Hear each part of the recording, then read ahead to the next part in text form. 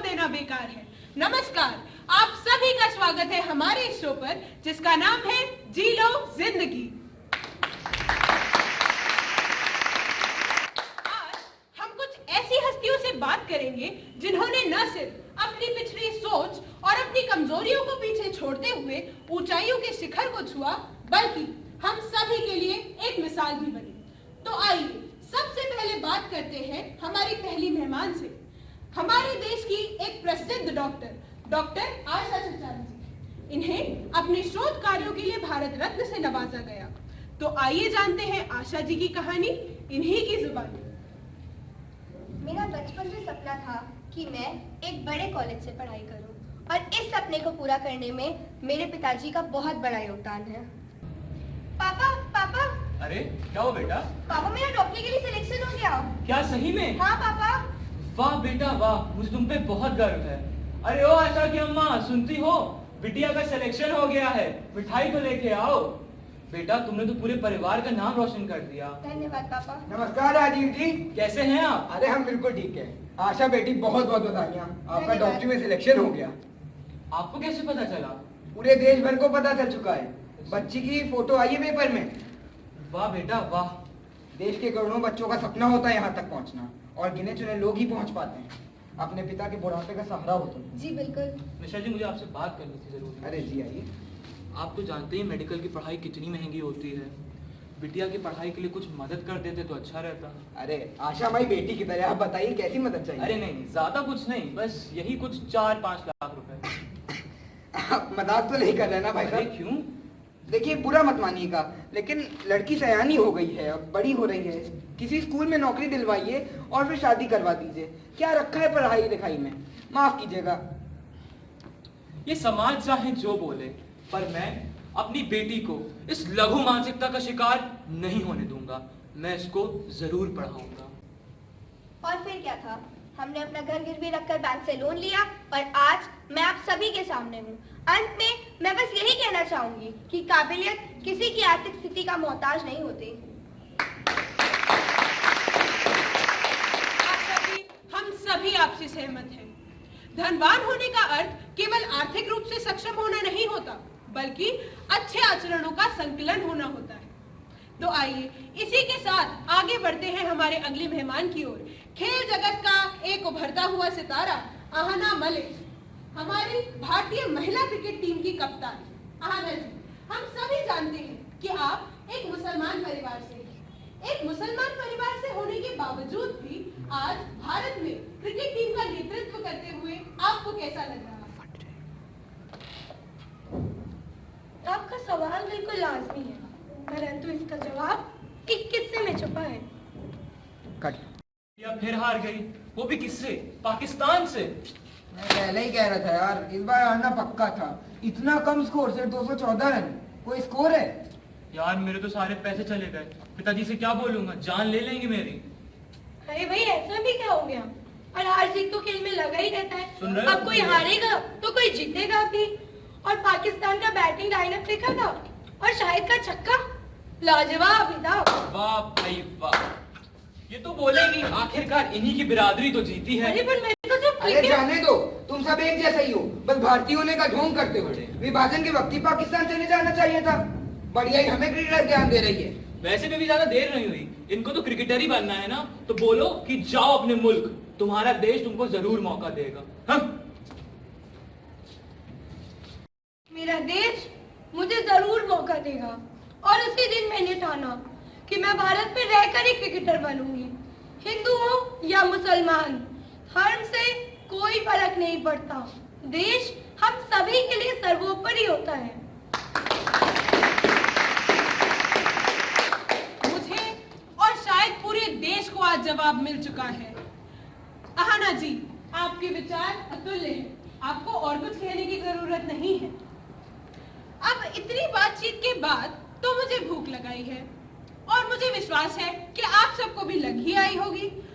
भूख से मुझे याद आता है खाना, और खाने से हमारे अगले मेहमान।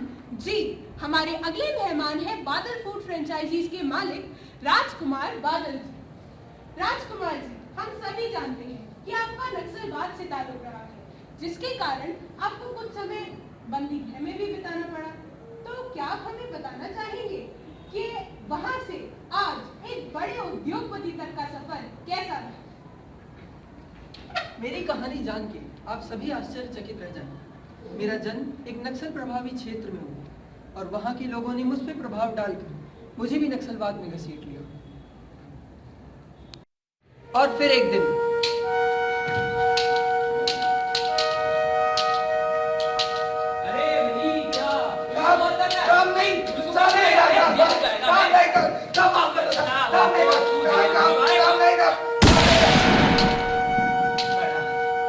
चल बादल, लाश पिघाने लगा।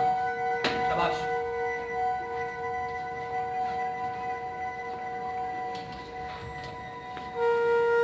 भाई भाई भाई भाई, क्या हुआ यार? ये मेरा भाई था। उस दिन में मुझे एहसास हुआ मैंने ना जाने कितने मासूमों की जान ली, वो भी तो किसी के भाई या पिता रहे होंगे। मैंने उसी पल निर्णय लिया कि मैं सरकार को आत्मसमर्पण कर दूंगा और सरकार ने मुझे 5 साल की सजा के बाद अपनी जिंदगी को दोबारा शुरू करने का एक मौका दिया।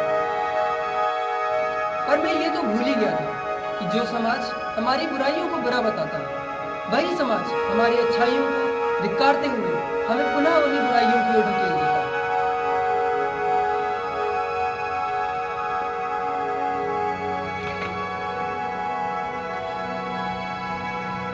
तुम वही हो ना जो 5 साल के लिए जेल गए थे? निकल जाओ हमारी कंपनी से। तुम जैसे लोगों के लिए हमारी कंपनी में कोई जगह नहीं है।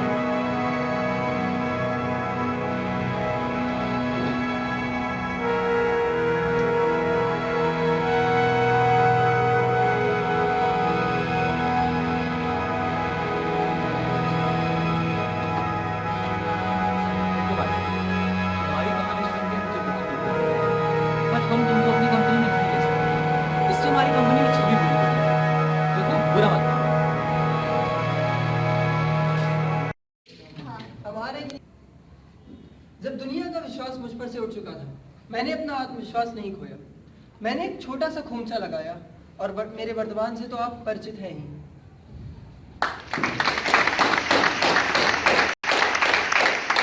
राजकुमार जी, आपने बिल्कुल सच कहा। आज हमारा समाज एक ऐसे मोड़ पर खड़ा है जहां किसी व्यक्ति की पहचान उसके आज से नहीं बल्कि उसके बीते हुए कल से होती है, जिसके कारण उसका आने वाला कल खराब हो जाता है। यदि आज किसी को बदलने की आवश्यकता है तो वो है मुझे, आपको और पूरे समाज को। कहते हैं साहित्य ही समाज का दर्पण होता है और साहित्य से ही जुड़े हैं हमारे अगले मेहमान, हिंदी साहित्य का एक जाना माना नाम अध्ययन वशिष्ठ। बेशक ये बेजुबान है लेकिन इनकी कविताएं जरूर बोल उठती हैं। तो अध्ययन जी, क्या आप हमें बताना चाहेंगे कि आपको कवि बनने का विचार कैसे आया? बेशक मैं बेजुबान हूँ मगर सुन सकता हूँ। अफसोस है कि दुनिया ने मुझे नहीं समझा। इंसान होने के बावजूद मेरे साथ जानवरों जैसा बर्ताव किया गया, परंतु मैंने हार नहीं मानी और हमेशा आगे बढ़ता रहा। मुझे किसी की सहायता की आवश्यकता नहीं थी और न ही मैंने कभी किसी से मदद मांगी, परंतु अपनी ही कमजोरी को अपनी ताकत बना लिया और आज उन सभी आलोचकों को उत्तर मिल गया होगा। Human is less than another.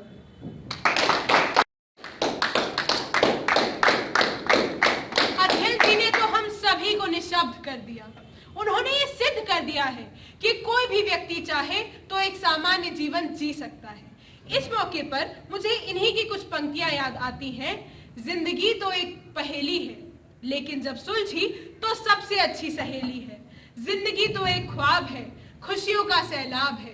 हमें करना इससे प्यार है क्योंकि जिंदगी गुलजार है, क्योंकि जिंदगी गुलजार है, क्योंकि जिंदगी गुलजार है।